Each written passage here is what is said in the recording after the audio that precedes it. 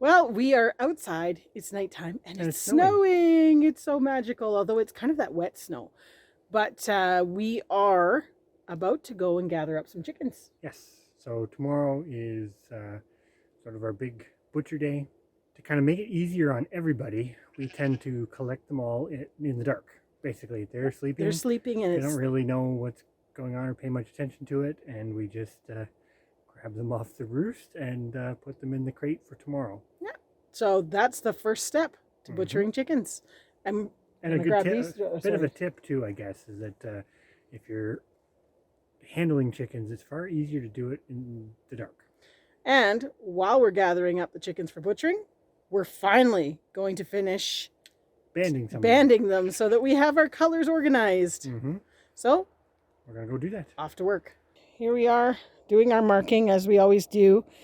Right leg of the bird is the mom's line color. That's purple in this case. Purple. And then the dad's line color goes on the left leg, which is red. So these birds that we're tagging at this moment in this coop are from our purple line.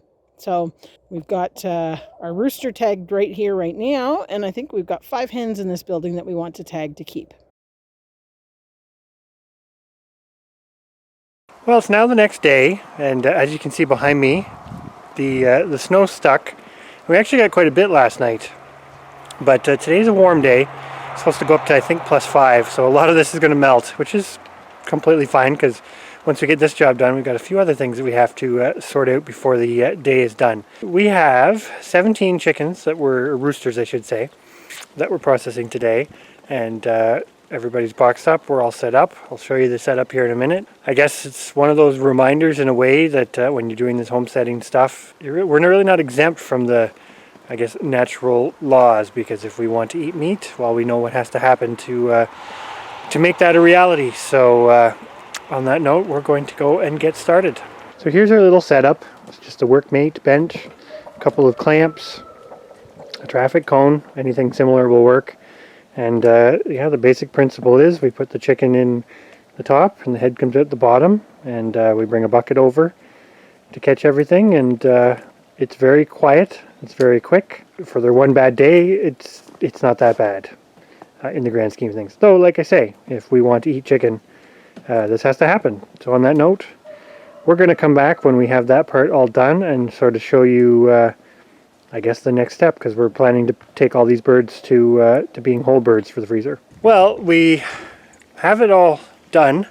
Yep. And the next task is to weigh them all. We're going to take a live weight or full weight before we do any further processing of each of them. Write that down, and then we may not actually correlate this to each individual bird, but at least we'll have an idea of, okay, here's how much collectively they weighed in that live weight.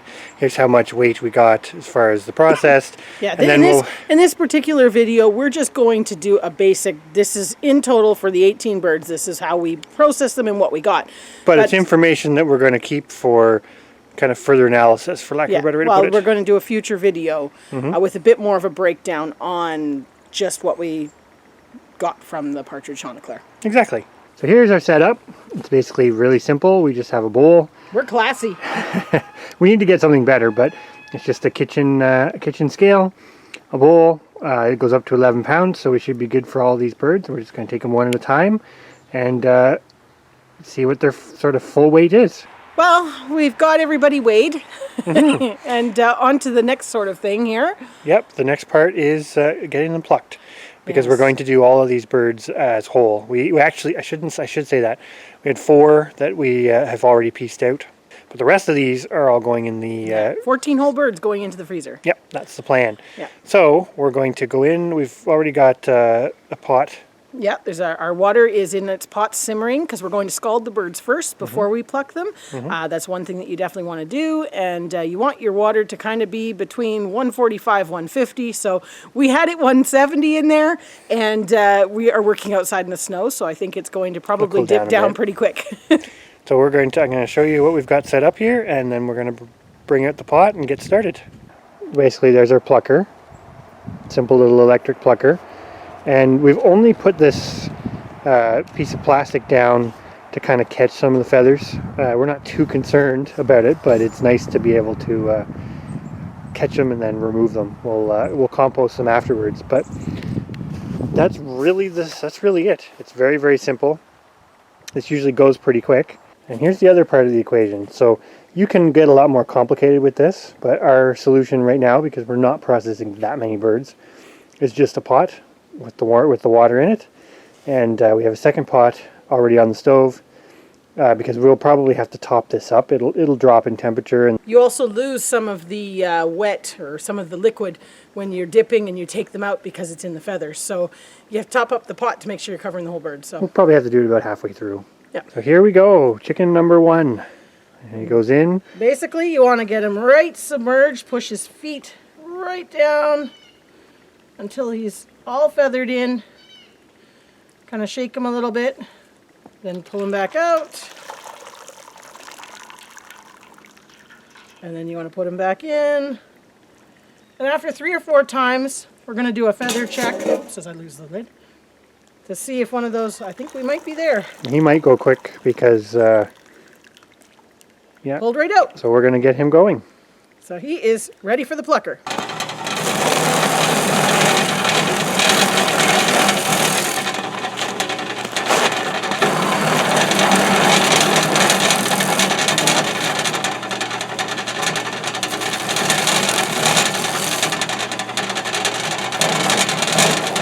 I don't think he was dipped long enough. I think he's pretty good.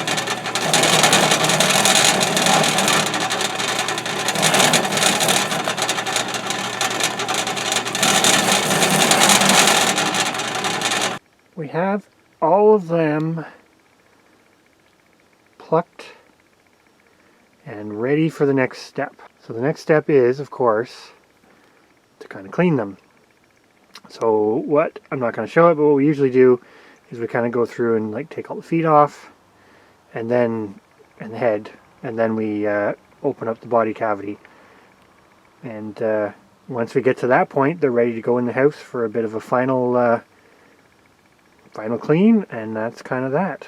So you can see from the scalding process, and we're no experts at this, you get a little bit of a different degree of scalding, I guess, to the outer skin. Doesn't really affect too much, but I want to show too, if you look here on some of these birds, well, there's lots of stuff we could show, but you'll see the pin feathers, these little dark pieces. Now a lot of the times people suggest white birds because they say the appearance looks better because people don't see the pin feathers, but the reality of it is a feather's a feather's a feather. So for us, because of the advantage that this particular breed has with their darker coloration, i.e. camouflage, we're completely fine with it, and I actually kind of like it because you kind of don't miss them, to be honest. They're far easier to see. Now, the other part here, like I'll show these ones, you sometimes can't get them all. And to be honest with you, that's okay. That is completely fine. Does it look as quote-unquote pretty? Maybe not, but is that still some fairly high-quality food? I would argue, yes it is, whether there's a few pin feathers left or not. So now that we're that far along, the next step is actually to clean up the plucker. We're going to give it a bit of a rinse off and whatnot before we put it away, because that's pretty important to make sure you maintain your tools. But as I said, the next part is to basically do the cleaning. Now, one thing I'm going to mention is we do keep some of the organs, and we use that for our cat food. So we do keep the livers, the heart, and the gizzards, but we do cook those and we feed it to the cat. It's utilizing as much as you can out of the animal. So on that note, you can tell it's getting a little closer to late afternoon here, so I'm going to get going and start the cleaning process here. We are 3 days later, and we're now ready to package up our whole chickens. One thing I don't think we've mentioned is when we do chickens whole, or really when we do birds of any kind, we put it in the fridge for 3 or 4 days, 4 days tops, to kind of sit, and it helps Or what we find is it helps tenderize the meat a bit. Obviously it's controlled, it's in the fridge, so it stays a constant temperature. It's cleaned, all that sort of stuff. But it's almost similar to like aging beef, I guess. You know, hanging for 21 days. This is kind of 3 or 4 days in the fridge, and it usually makes for a much more tender bird or cut of meat off of a chicken, for example. So that's just a little trick that we do. But we're, like I say, we are to the point that we're ready now to bag these up to put in the freezer for sort of long-term storage. So we vacuum seal these, and we'll show you that. But before we do that, I want to show you one little tidbit of information you might want to look for on your birds if you are vacuum sealing, because it can cause problems. So when you're vacuum sealing, obviously you don't want anything sharp. Depending on how you process the bird, there's a couple other areas that can be a problem, but we find with the chickens the biggest one is actually the thumb. Not every single bird we have, but a lot of them have a little nail. You can see it's right there, kind of, it should show up. It's pretty small, but that little nail can cause problems because it's sharp enough. When you vacuum seal, it'll puncture the bag and then you don't get a good seal. So something that we do, which is super simple, is we just trim that nail. Obviously sterilized nail clippers. We just trim this nail, and then it's not an issue. So we're going to go through and do that to all these birds, and then we're going to vacuum seal.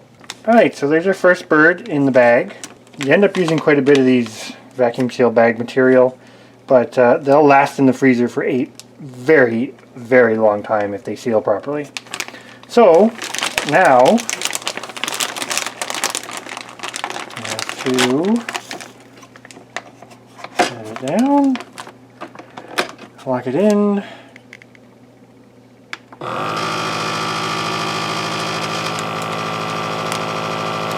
This is just your basic cheapy food saver vacuum sealer. We haven't had a problem with it. We've been using it for a few years now. Eventually it'd be nice to maybe upscale to something a bit more robust, but this is working great for us for now. And here comes the seal.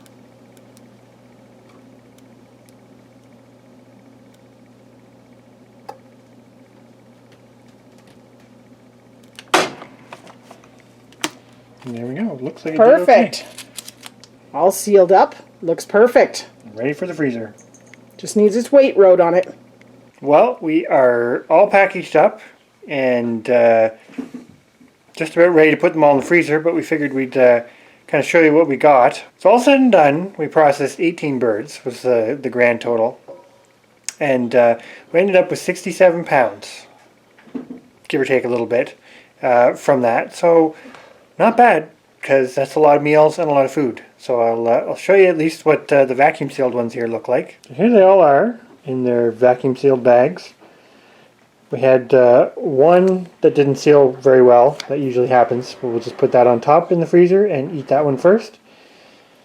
But the rest of them look like they sealed quite well, and we always make sure we put the date or the year on it, because we find with the vacuum seal method, if you need to, they will last for years. I think we have some, well, I think we still have a couple that are like 2 or 3 years old in the fridge or freezer, which is pretty nice, because even though we will probably eat most of these, it's still nice to know that they will last that long. Anyways, that's kind of our rooster processing for 2021. First round. Well, first round, there is another round coming, but it's a little ways off, so it'll be actually next year. All in all, pretty happy with that, and that's a lot more food for the freezer. Well, as we kind of got through processing, we decided to cook one of the chickens, so that's what we are going to be having for dinner. Through the magic of television, it's ready before the end of this video. Also being served with one of our Canada crookneck squash. I'll cut up in there.